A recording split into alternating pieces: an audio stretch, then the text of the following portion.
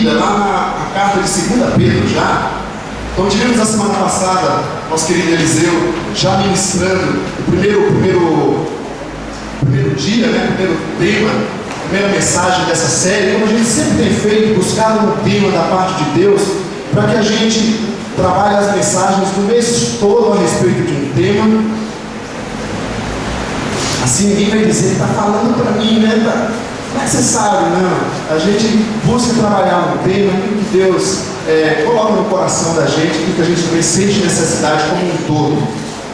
E a gente deu o tema de preparado, falando da volta de Cristo, 2 Pedro, logo depois de Apocalipse, segunda carta de Pedro, capítulo 3, pode deixar aberto aí. Falar da volta de Cristo, temos muitas áreas para se tratar. Então nós escolhemos para esse mês pensar na nossa preparação. Então, assim, como eu estou preparado ou me preparando para a volta de Cristo? Podemos falar de sinais, de tantas outras coisas, mas para a gente delimitar a nossa meditação, a gente tem que focar em alguns pontos. Então a gente está focando em olhar para nós, não nos sinais, não nas guerras, não nos problemas, mas olhando para nós, como nós estamos com a nossa preparação com respeito à volta de Cristo Jesus. Então aqui no nosso tema está que tipo de cristãos devemos ser. 2 Pedro, capítulo 3, que é uma pergunta que está no próprio texto, no versículo 11, que a gente já vai ler daqui a pouco, né? Visto que tudo será assim desfeito, que tipo de pessoas é necessário que vocês sejam?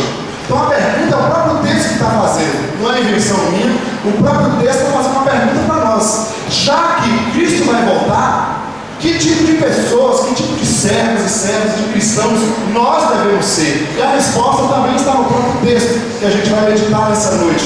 Para a gente tentar entender um pouco a respeito da volta de Cristo, parece que... Eu acabei de testar esse controle, né? Aí, se você olhar, a gente já viu no boletim semana passada, mas nós temos, por exemplo, pessoas fazendo cápsulas, né, para se proteger contra o fim do mundo. Nós temos pessoas que estão comprando passagens, né, para um outro planeta, passagens de ida e investindo. Eu vi que já tem mais de 100 mil inscritos, 100 mil. Alguém aqui já se inscreveu, mas a gente nem sabe, né, para ir para Marte. Vai ser um planeta maravilhoso, lá você tem a eternidade, você não precisa ficar tendo que obedecer Jesus, nada disso, basta você pagar pela sua passagem para Marte, só de ida. Então tem gente que já está investindo nisso, né? Pensando nisso, que tipo de cristãos a gente é? A gente tem um cristão, né, que vive em muita comunhão, né, esse tipo de comunhão. A gente tem também modelos de igrejas hoje que estamos vivendo, né? A igreja da cura, da prosperidade, a igreja que está pregando a salvação de Jesus, que muitas vezes não está tendo uma frequência tão boa. Nós podemos também, amados, pensar no tipo de crente que a gente é. Eu coloquei aqui tantas coisas que você viu no boletim. Eu achei interessante essa brincadeira do crente Peter Pan, né? Que nunca cresce. O Faustão que só aparece de domingo, não é isso? O crente burro que é de pouca fé, nunca crê em nada. A gente fala, vamos crer, mas não sei se dá. Nós temos o cristão açúcar, que se sair a chuva agora tem seu sol, né? Já não aparece. O crente Gabriel, eu nasci assim, vou morrer assim. Ele nunca não aceita a mudança que a palavra quer prover para a vida dele. Enfim, você está olhando para o lado, não pode olhar para o lado, gente, não faz isso não. Nós temos o crente Raimundo, um pé na igreja, um pé no mundo. O crente peixinho, eu gostei desse aqui, ó, orar nada, ler a Bíblia nada, evangelizar nada, né? O crente peixinho é interessante. O crente mozinho de Jesus está cheio também. Qualquer problema é motivo para sair da igreja. E aí vai pulando. Olha, tem muitos aqui. O crente múmia está amarrado, já viu esse? Está cheio de amarrado aí, né? O crente Michael Jackson não morreu, está vivo, só anda para trás. Nunca é para frente. Deixa eu ver aqui. O esponja, olha isso aqui. Se emociona com a mensagem, chora o culto inteiro, mas logo seca, né? Não produz resultados.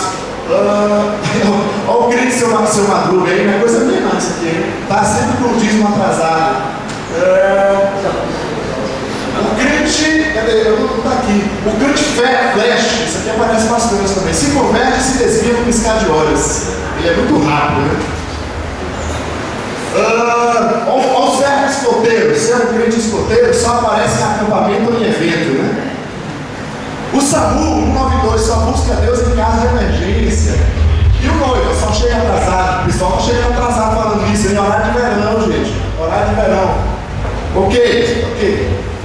Só para a gente pensar um pouco. Olhando agora para o texto, dá uma olhada para o texto aí, a partir do versículo 11, a gente vai dar uma lida. 2 Pedro, capítulo 3, versículo 11, vamos dar uma lida. Se tem alguém aí sem Bíblia, ajude ele, por favor. Se você está com o seu celular, desligue. Ou se você realmente vai usar a Bíblia nele, né? Sem tirar sua atenção. Versículo 11 até o versículo 18. Todo mundo achou, sim ou não? Tá. Diz assim: visto que tudo será assim desfeito, que tipo de pessoas é necessário que vocês sejam? Vivam de maneira santa e piedosa, esperando o dia de Deus e apressando a sua vinda. Naquele dia os céus serão desfeitos pelo fogo e os elementos se derreterão pelo calor. Todavia, de acordo com a sua promessa, esperamos novos céus e nova terra, onde habita a justiça. Portanto, amados, enquanto esperam estas coisas, empenhem-se para serem encontrados por Ele, Deus, em paz, imaculados e inculpáveis. Tenham em mente que a paciência de nosso Senhor significa salvação, como também o nosso amado irmão Paulo lhes escreveu, com a sabedoria que Deus lhe deu. Ele escreve da mesma forma em todas as suas cartas, falando nelas destes assuntos. Suas cartas contêm algumas coisas difíceis de entender, as quais os ignorantes e instáveis torcem, como também o fazem com as demais escrituras, para a própria destruição deles. Portanto, amados, sabendo disso, guardem-se, para que não sejam levados pelo erro dos que não têm princípios morais, nem percam a sua firmeza e caiam. Cresçam, porém, na graça e no conhecimento de nosso Senhor e Salvador Jesus Cristo. A Ele seja a glória, agora e para sempre. Amém?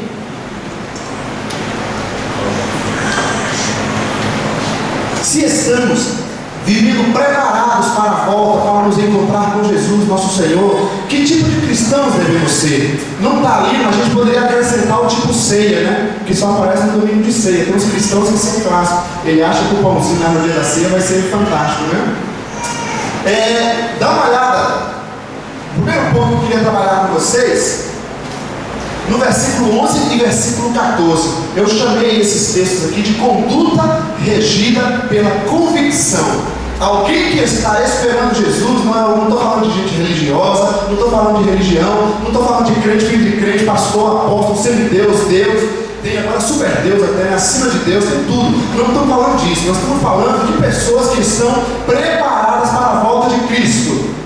Essas pessoas procuram viver com a sua convicção regendo a sua conduta, ou seja, aquilo que ele crê, aquilo que ele tem no coração, na sua mente, ele procura trazer para a sua prática de vida. A conduta, o comportamento, ser orientado, liderado pela nossa convicção de fé. Não basta dizer Jesus é o Senhor, eu creio em Jesus, só Jesus é o caminho, a verdade, a vida. Mas essa convicção está fazendo a minha conduta andar nessa direção de fato. É isso que o texto está nos dizendo, se você olhar o versículo 11 e o versículo 14. Vivam de maneira santa e piedosa. Maneira santa e piedosa. Gente, santidade não é religiosidade. Santidade não é você colocar um terno, uma gravata, colocar uma bermuda, não é roupa. Santidade não é o tipo de cabelo, santidade não é o tipo de música. Santidade diz respeito a um estilo de vida. A palavra santo traz a ideia de separado. Separado de onde? Separado desse sistema que nós vivemos, dessa sociedade corrupta que nós vivemos. O Eliseu falou semana passada sobre Noé. A santidade é você viver separado deste sistema que nós estamos vivendo. É fácil? Não é fácil. E vou falar mais, santidade é até viver separado de pessoas que se dizem irmãos e não são. Está lá em Coríntios, vai brigar com o apóstolo Paulo lá no céu um dia. Santidade é se separar de todo o mal, de tudo que é mal, de tudo que nos atrapalha, de tudo que tenta ofender a nossa fé, a nossa crença no Senhor. Eu tenho que me separar. Se aquilo está me corrompendo, eu tenho que me afastar. Isso é santidade. Aí a gente pensa, a gente vê as pessoas querendo dar uma ajuda para Deus, Em vez de agir no coração, a gente tenta agir no exterior. Aí a gente cria sistemas de roupa, de aparência, não é isso? De músicas, de um ar de santidade, até de voz. Que a voz santa tem até uma tonalidade certa. Você tem que falar com todo o ar de santidade. A gente cria um padrão de santidade. E a gente olha para a pessoa, nossa, como essa pessoa é santa. Como é que você sabe se você não convive com ela? Não tem como você avaliar a minha santidade pela minha pregação. Você pode avaliar a minha comunicação e a minha interpretação bíblica, mas a minha santidade não tem. Você tem que andar comigo, conviver comigo, me ver no dia a dia. Aí você vai saber o fruto que sai dessa árvore aqui. E assim eu com você. E nós vamos criando coisas, caindo nesse sistema mundano, sendo atraídos por fama, vendo pessoas mais pessoas, vendo gente chegando com bom vocabulário, mas você não conhece a vida. Você não conhece o coração da pessoa. Eu quero andar em santidade. Nós não somos perfeitos e santos. Nós estamos sendo santos pelo sangue de Jesus, vivendo em comunidade, andando dia a dia. Eu creio, queridos, só essa palavra santidade nesse texto aqui daria para a gente trabalhar vários meses. A gente precisa rever a nossa vida em santidade com Deus. Ou seja, nós falamos que o Senhor é santo. Pedro vai falar em 1 Pedro 1,16: sede santos como quem é santo? Sede santos como? O Senhor é santo. Você não fala que Deus é santo? Nós cantamos, eu estou maravilhado. Então isso tem que mexer na nossa conduta. Eu sei que o Senhor é santo, isso tem que mexer com o meu palavreado, tem que mexer com o que eu vejo, tem que mexer com o que eu sinto, tem que mexer com o que eu faço, tem que mexer com minhas atitudes, com minha vida, em todos os contextos, senão nós estamos virando fariseus, hipócritas religiosos e não estamos com Deus.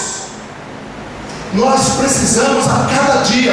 Eu gosto muito de um texto, não precisa você abrir, em Hebreus capítulo 3, versículo 13, que diz que nós devemos encorajar, exortar uns aos outros todos os dias, não é de vez em quando, todos os dias, para durante o tempo que se chama hoje, que é esse tempo que estamos esperando Jesus, para que ninguém seja endurecido pelo engano do pecado. Olha que versículo, isso tudo é um versículo.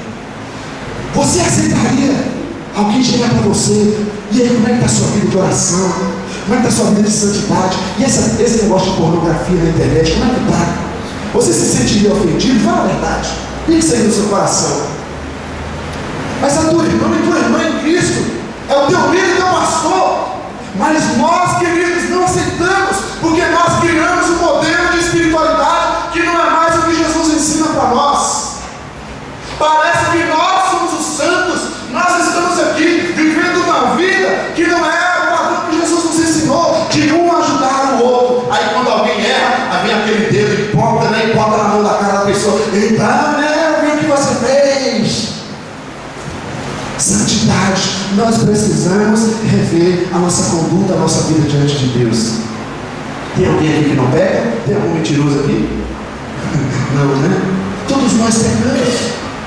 Então nós precisamos rever a nossa vida de separação. Não é separação, não é você sair do mundo, é sair desse sistema, é não ser regido por esse sistema. Eu vou falar para vocês, e mesmo dentro do sistema evangélico religioso, sabe qual é a luta entre os pastores? É não cair na vanglória e na autossuficiência, porque parece que ser pastor é status, é poder. Chegou o fulano e tal, e aí a gente chega, a gente deve gravar.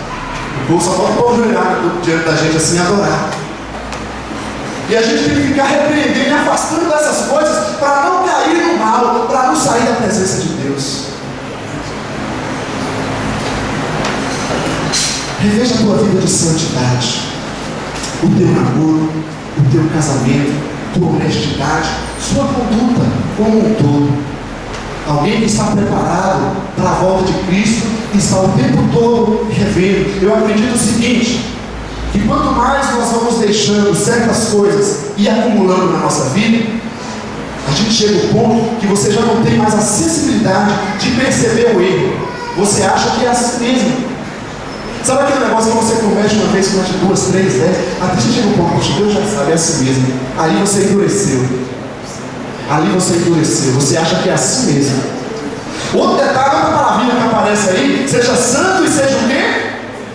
Vamos lá, gente, acorda. O calor está grande, mexe aí. Santo e piedoso. O que é piedade? Piedade é ser o Padre Marcelo Rosa. Boa noite. Ser piedoso não é isso, gente. Não é ter você pode ser uma pessoa tranquila, como o Luiz, mas você pode ser um doidinho igual eu, assim. Isso não importa, isso não é piedade. A piedade não diz respeito ao nosso estilo de ser, à nossa personalidade. A piedade diz respeito a piamente, você está valorizando e respeitando as coisas de Deus e sagradas.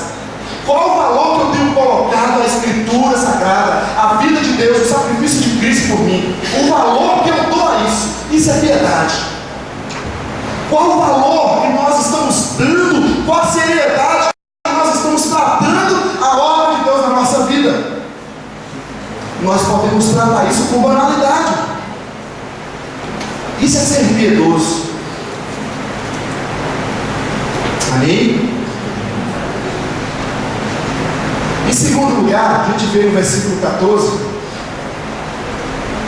O texto humano, olha o versículo 14. Eu pulei só por uma questão, para a gente olhar a orientação que o texto dá.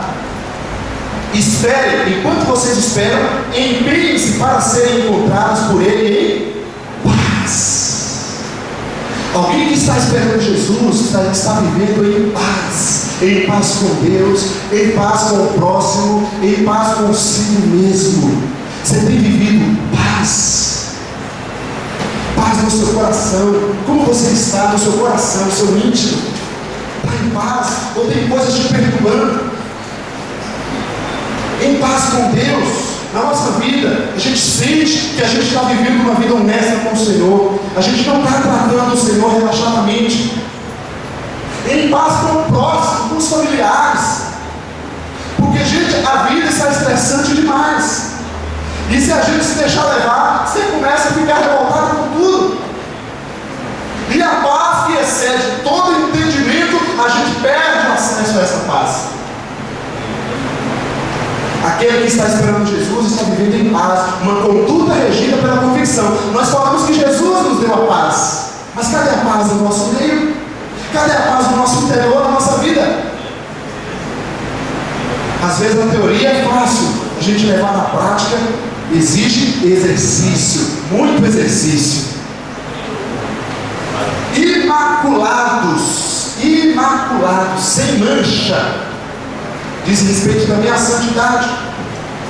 Ou seja, se você relaxar com a sua vida em santidade diante de Deus, vai começar a aparecer manchas em nós, que nós nem mais percebemos. Nós vamos vivendo, mas cheio de manchas, e a gente já não percebe mais, porque a gente parou de confessar, de pedir perdão a Deus e ao próximo. Imaculados, uma pessoa que está esperando Jesus, ela não tem manchas. Você fala, pastor, mas é difícil isso, Léo. Eu sei que é difícil, é por isso que a gente está aqui andando junto, é por isso que a gente está aqui compartilhando a palavra, é por isso que a gente se encontra durante a semana, é por isso que a gente ora uns pelos outros. Mas, queridos, não mude a Escritura. O texto está falando para nós que aquele que espera Jesus, nós devemos viver sem manchas. Se pecou, volte atrás naquele exato momento. Mude, não deixe aquela situação te manchar, não deixe isso andar em você. Imaculados e inculpáveis, sem culpa. Muitas vezes na oração, quando eu estou confessando algo, eu tenho feito aquilo que o Salmo 136 pede para nós. Senhor, sonda meu coração, sonda o meu íntimo. De repente tem algo lá dentro que eu já não tenho nem percebido, coisas que eu comecei a praticar que não é condizente com a tua palavra, e eu já não sinto mais agonia pelo pecado. Que o Senhor possa me soldar e pela tua misericórdia me fazer enxergar, porque depois que você enxerga, você vai fazer algo. Uma conduta regida pela convicção. Então, amados, falando dos tipos de crente, Quem é que tem desviado, se afastado da presença de Deus? Tem sido aquela pessoa que se esforça na leitura, na oração, que tem vivido uma vida firme, ou tem começado a brincar com Deus, vai brincando, até cai. E às vezes a gente fala, nossa, se afastou. Mas amado, nada é assim de um dia para o outro. A gente vai brincando, vai deixando, quando vê, já foi. E é engraçado que a gente não fala, né? O cristão, todo mundo aqui, eu acho que ele ou fez psicologia, pastorado, fez alguma profissão que não pode, que tem um sigilo, né? Que o povo vive num sigilo, que a gente não fala nada, né? A gente fala, a gente não tem coragem de falar com a pessoa. A gente vive num sigilo espiritual tremendo. E não é só vocês, quando a gente se reúne com alguns pastores, é assim também essa dificuldade da gente compartilhar, da gente se confessar. Ou você acha que eu não tenho pecado? E aí, um cristão regido pela sua convicção, por exemplo, você crê que Jesus é o único Senhor e Salvador? Você crê? Amém? Você crê que Jesus é o único Senhor e Salvador? Se Jesus, olha só como é que é complicado esse negócio de convicção, é o único Senhor e Salvador, a gente deveria viver o tempo inteiro enfatizando, dando prioridade para que cada pessoa saiba e tenha a oportunidade de conhecer isso.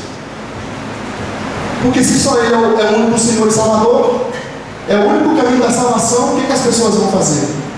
Não, mas o culto é para nós, o grupo, a célula é para nós. A gente não quer saber de pensar no outro. A conduta não está sendo regida pela convicção. Não dá para ser um crente, Gabriela, eu nasci assim, vou morrer assim. Cristão que é cristão, ele está em transformação. Tem umas camisetas que o pessoal usa, né?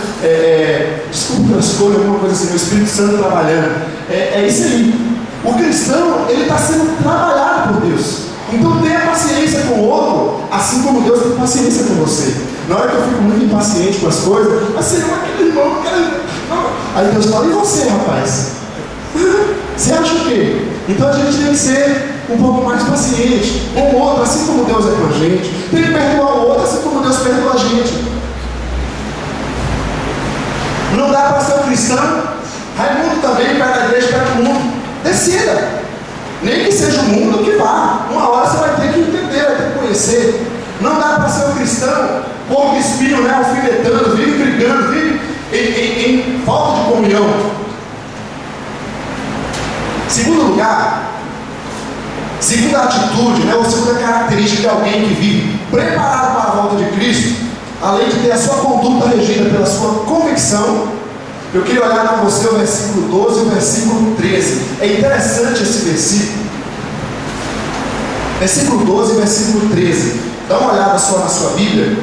Ele diz, esperando o dia e apressando a sua vinda. Basta essa frase, já dá para a gente entender tudo. Esperando e apressando a sua vinda. Explica um negócio desse. Como assim? Ele está mandando você esperar e está mandando você apressar a volta de Jesus. Você tem o poder nas suas mãos de apressar a volta dele. Como é que funciona esse negócio?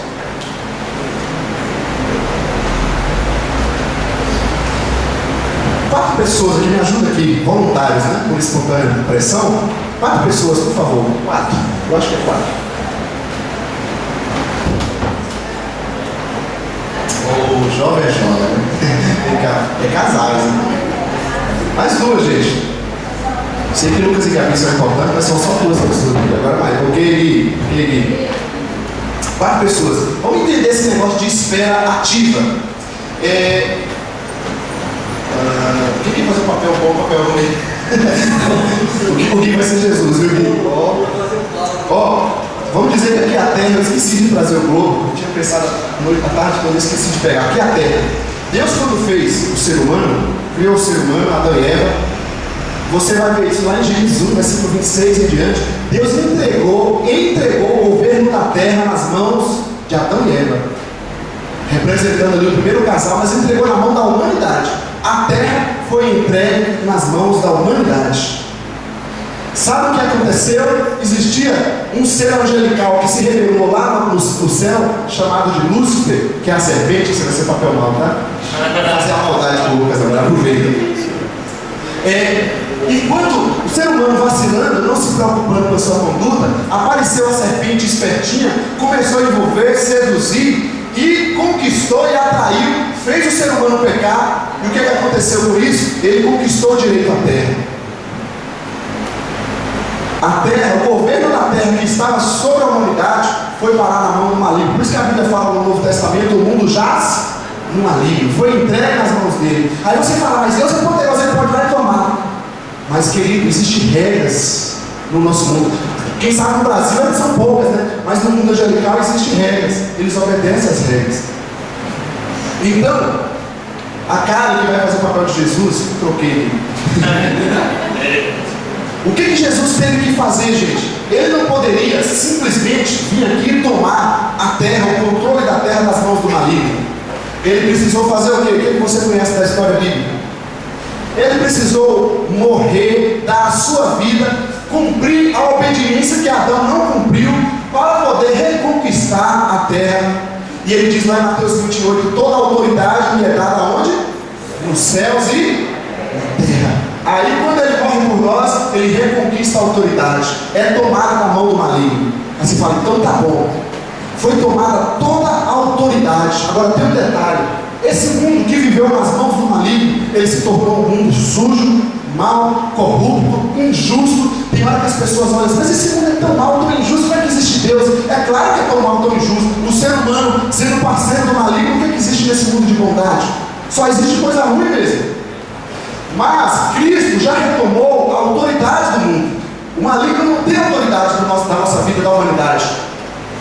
No entanto, o que Cristo fez? Toda a autoridade me é dada no céu e na terra. Cristo entregou nas mãos da igreja, dos seus discípulos, e falou: vá por todo mundo e faça discípulo de algumas igrejas, de todas as nações, em todos os lugares, entre em todos os domínios. Entre na vida profissional, entre no primeiro setor, entre no segundo, no terceiro, entre na política, entre nas igrejas, e arranque toda a corrupção.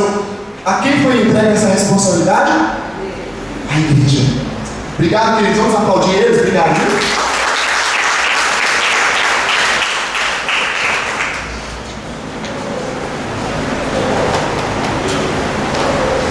Aí Cristo fez tudo isso. O que a igreja está fazendo? Deus me abençoe, Senhor. Olha para mim aqui. Estou esperando o Senhor, Pai. A vida está difícil aqui, por que você não volta logo? Ô Senhor.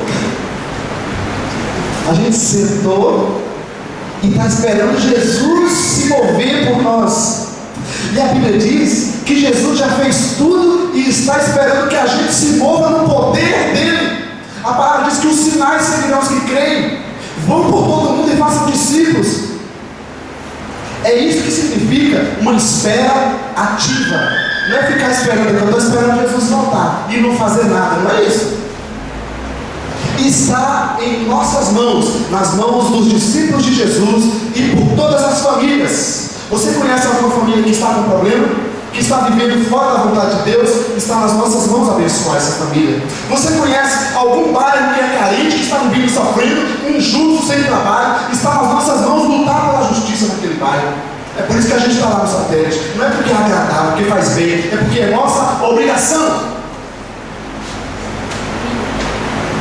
Você conhece alguma pessoa que não conhece Jesus, que ainda não aceitou Jesus como seu Senhor e Salvador? É nossa obrigação explicar para essa pessoa. Enquanto eu e você estamos esperando, nós estamos agindo em nome e em favor do nosso Senhor, que não é o pastor, que não é a igreja, que é Jesus. Eu não estou aqui, e eu creio que você também não está, porque é agradável apenas. Nós não estamos aqui porque a gente gosta um do outro, tanto que a gente quer ficar juntinho. Nós estamos reunidos e unidos por um propósito sério.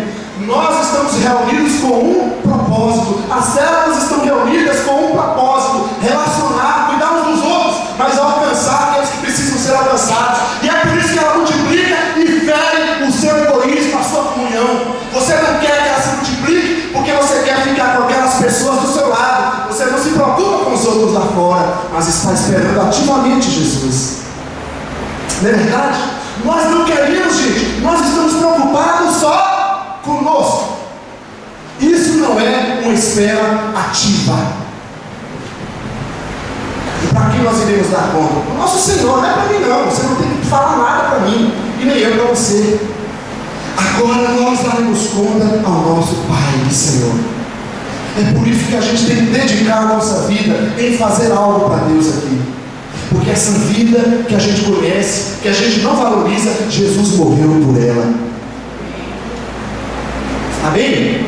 Uma espera ativa. Nós estamos esperando com paciência, com perseverança. Não desanime. Lutas vêm, tribulação vem, situações difíceis vêm. Tenha paciência, persevere, persevere até o fim. Não pare. O desânimo vai vir, o pecado vai vir, pessoas vão vir, crises vão vir na nossa cabeça, mas persevere. E aqueles que perseverarem até o fim, a estes eu darei a coroa da vida. Perseverar até o fim. E enquanto isso, nós estamos apressando a volta de Jesus. Nós estamos apressando a volta de Jesus. Então não dá, queridos, para a gente apenas fazer culto, viagem, atividades, sem se preocupar com a missão de Jesus.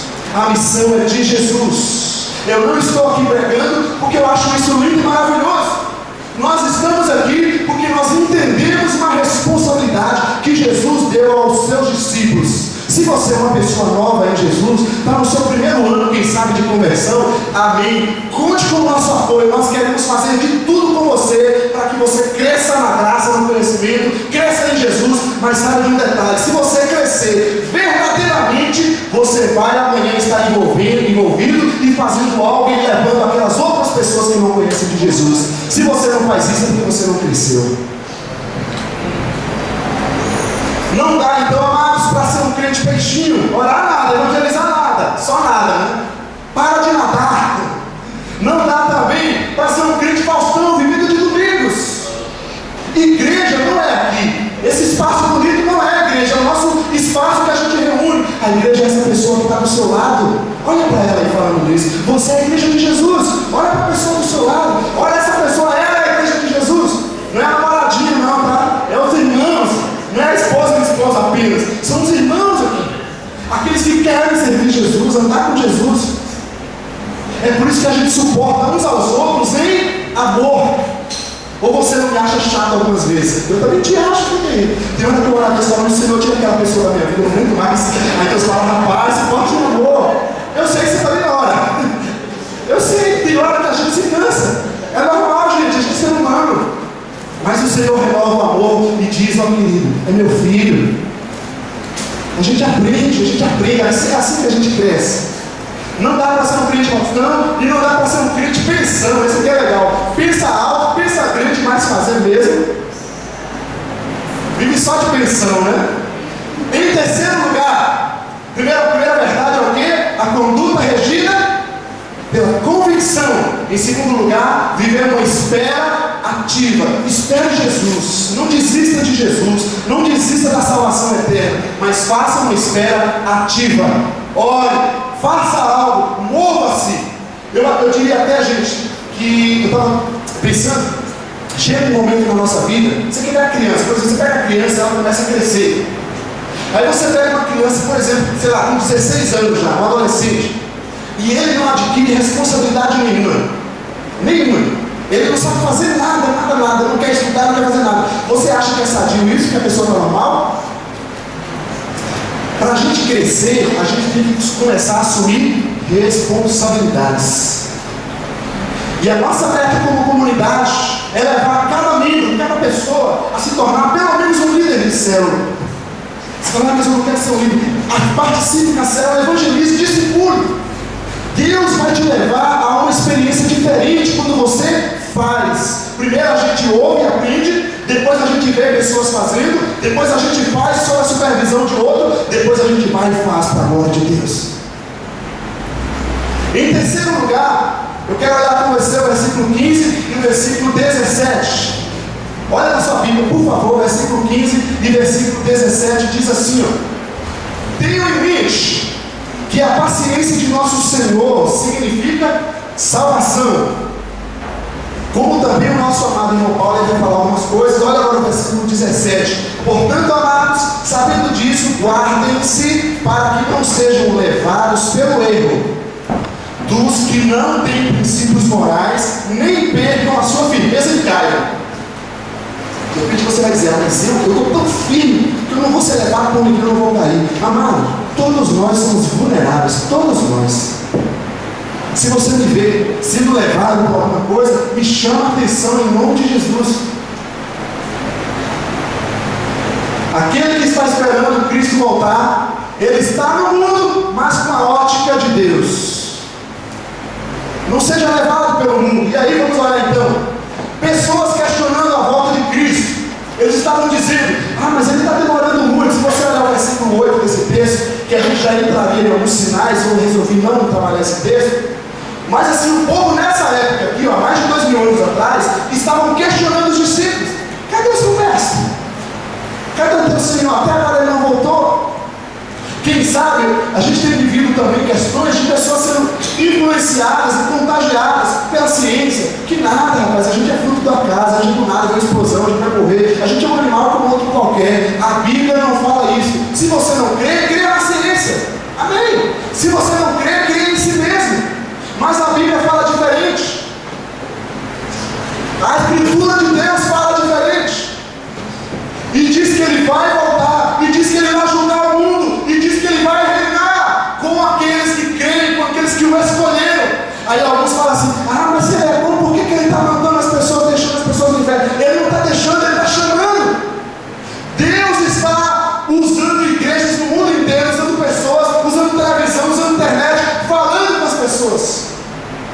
Se nós não queremos, Ele não vai nos obrigar.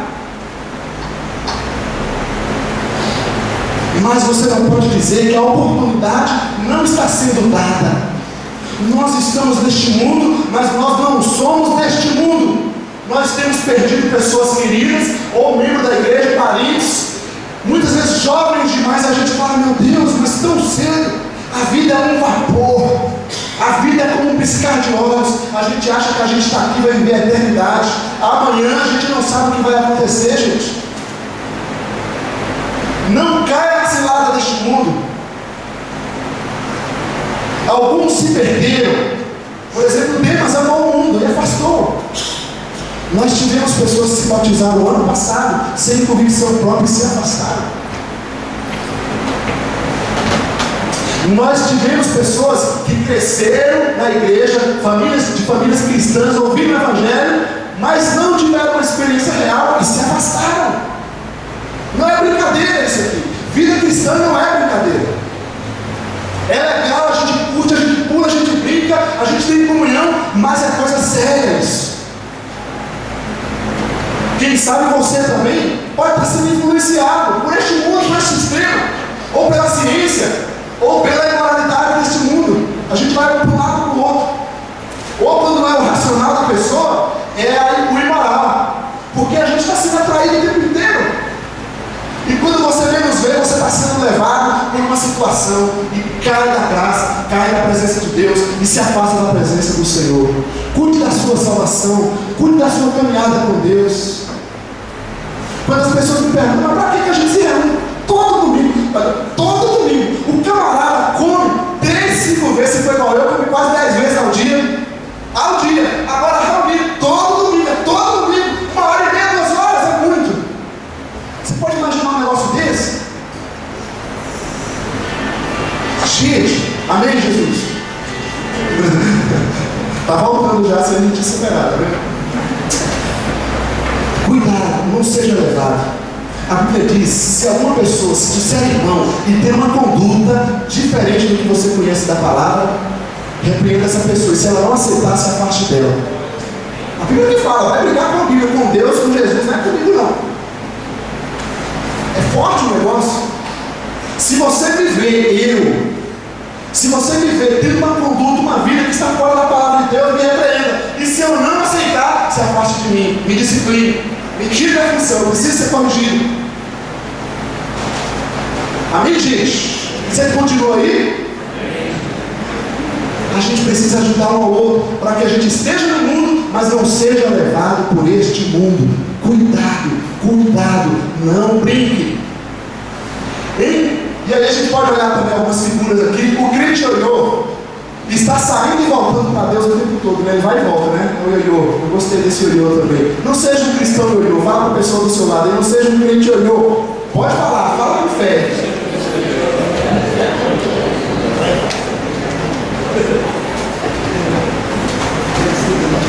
E o carrinho de mão também, que só vai empurrando, né? Você fica o tempo todo empurrando ele. Vamos, rapaz, vamos, rapaz. Nunca decide por si só. Ok? Não seja um carrinho de mão também, não. Em quarto lugar, só falta, deixa eu ver, são 18 hoje, hein? 18 pontinhos. Vamos lá. Em quarto lugar, eu quero olhar com você o versículo 18. Apenas o versículo 18. Olha na sua Bíblia de novo, por favor. O que diz? Esse texto é fantástico, né? Se você não decorou esse texto, 2 Pedro 3,18. Cresçam, porém, na graça e no conhecimento de nosso Senhor e Salvador. Crescer na graça e no conhecimento. Na verdade, poderia ser traduzido: cresça no conhecimento pela graça do Senhor. A graça está produzindo em nós o conhecimento da verdade. É a graça de Deus, é o Espírito de Deus em nós. Se você está lendo e não está entendendo, você precisa se entregar mais, viver mais. Quanto mais a gente vai experimentando de Deus, é que Ele vai se revelando a nós. Por isso a gente precisa ir crescendo na graça. Uma criança, por exemplo, ela não tem o conhecimento, a visão, a cabeça que nós temos. Não é verdade? Então, de acordo com você vai convivendo, vai lendo, vai servindo, é que Deus vai iluminando o seu entendimento e vai te dando uma visão ampla da obra de Deus, da graça de Jesus. Então, queridos, crescer na graça, eu vou citar algumas coisas aqui. Crescer não é uma opção, é imperativo. O texto não está dizendo: olha, faça o possível para vocês crescerem. Quando vocês estiverem de bom humor e gostar do que ele fala, vocês procurem crescer um pouco. Quando vocês não estiverem cansados, não for fazer a unha, não tiver trabalho, não sei o que, for feriar, vocês procurem crescer um pouco. Não está dizendo isso para nós. Está dizendo: cresça. É uma ordem, é um imperativo, é algo normal da vida. Não apenas na nossa idade, no nosso corpo físico, mas crescer emocionalmente, espiritualmente, deixar que o Evangelho vá nos tomando e trabalhando na nossa vida. Para isso a gente precisa deixar Deus nos dar maturidade, nos fazer crescer. Você está disposto a isso, sim ou não? De verdade, hein? Você quer crescer na graça e no conhecimento, sim ou não? Sim. Olha, Senhor, ouve aí o que cada um falou. Trabalha na vida dele agora, em nome de Jesus. Quando eu penso em crescimento, eu sempre penso a respeito do tempo. O tempo nos ajuda a avaliar. Então, amado, corre contra o tempo. Eliseu pregou aqui semana passada sobre remir o tempo. Remir o tempo. Quantos anos você viveu sem Jesus? Eu gastei toda a minha juventude, até os 18, quase 18, sem Jesus. Nunca soube obedecer aos meus pais, tratá-los com respeito e a honra que eles deviam.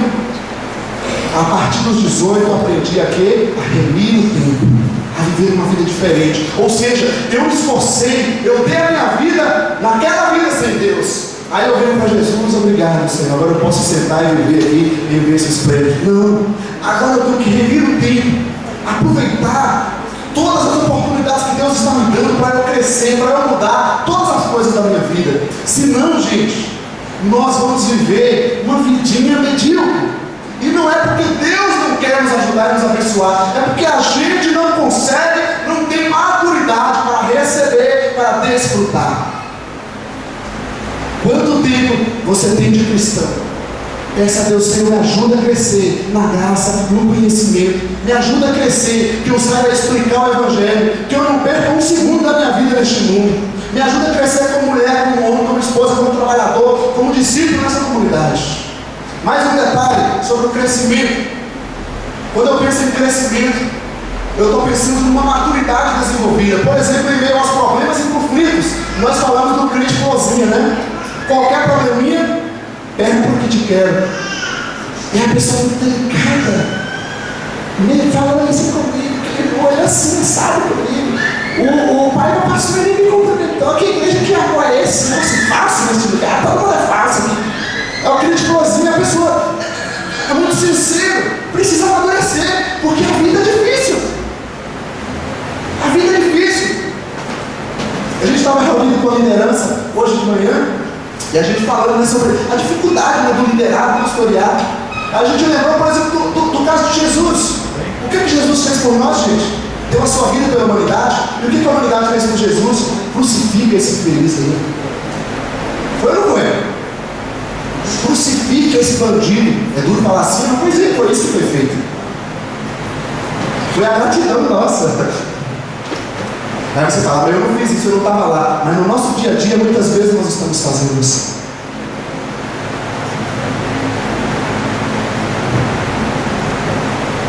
Como nós estamos lidando em meio aos conflitos, aos problemas que nós estamos enfrentando. Peça a graça de Deus.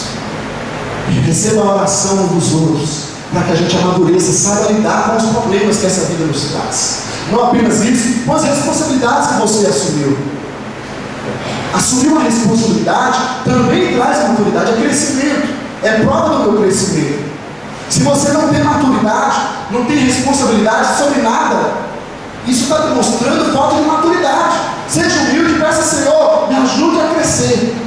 Eu quero crescer, eu quero ser maduro, saber ter responsabilidade sobre a minha mão. Se não, mas vamos fazer o seguinte. Quem aqui já tirou carta de habilitação? De carro de direção? Todo mundo tirou? Todo mundo que tirou dirige? Ou tem alguém que tem um pouco de medo, né? Aconteceu um negócio, tá melhor, né? Ou seja, nós temos a teoria, mas não conseguimos praticar, não amadurecemos ainda suficientemente, ou passamos por uma dificuldade que nos afetou e nós não conseguimos praticar aquilo que nós sabemos. Crescimento. Eu preciso crescer. Eu repito, se você está começando, calma, fique tranquilo, deixa o Senhor ir trabalhando. Então, amados, não dá para ser um crente Peter Pan, que não cresce nunca, que não quer assumir responsabilidades, que não tem maturidade. Não. Deixa o Senhor. Ou ao contrário, né? Que acha que já está tão grande que não precisa aprender mais. Acontece isso também. É o outro lado da moeda, onde a gente se acha sábio o suficiente que a gente não precisa ouvir mais, aprender mais. Às vezes as pessoas me perguntam sobre a escola bíblica, né? Por que tem que fazer os módulos? Eu posso abrir uma pergunta. Uma pessoa que tem teologia, que é pastor, precisa participar de escola bíblica? Deve ter um time, uma revistinha, vocês acham que precisa ou não? Sim ou não? Sim. Então ele precisa fazer um modo de vida cristão ou não? Óbvio, gente. Eu vou dizer mais. De tempo em tempo, de 3 em 3 anos, 2 em 2 anos, nós precisamos refazer aquilo e rever a nossa vida cristã. Tem uma igreja que eu conheci, uma denominação, onde a cada 2 anos eles fazem reciclagem com os pastores. Achei fantástico isso. A gente precisa reciclar. Nós não somos donos do conhecimento. É assim que a gente cai, é assim que a gente vacila. Não dá para ser o crente mozinho de Jesus e não dá para ser o crente noivinho que está sempre chegando atrasado, vivendo atrasado. Cuidado que Jesus volta, você fica para trás. Amém? Amém, gente? Amém. Podemos orar? Vamos colocar em pé? Que Deus nos dê graça, nos ajude a praticar essa palavra, a levar a nossa conduta. Alguém que está preparado, que está esperando a volta de Jesus, é uma pessoa que está tendo a sua conduta, o seu comportamento regido pela sua convicção em Jesus. Se você ainda não tem convicção em Jesus, nos procure, fala, me explica o Evangelho. Como é que é o Evangelho? Estão entendendo? Se eu ainda não tenho convicção total, seja humilde e fala, me explica o Evangelho. Eu não entendo o Evangelho. Para que a nossa conduta possa ser regida pela nossa convicção. Eu queria que você pegasse na mão da pessoa do seu lado e a gente orasse uns pelos outros. A gente pedir ao Senhor graça, pedir crescimento sobre nossas vidas, para que a gente viva preparado para a sua vida, para a sua glória.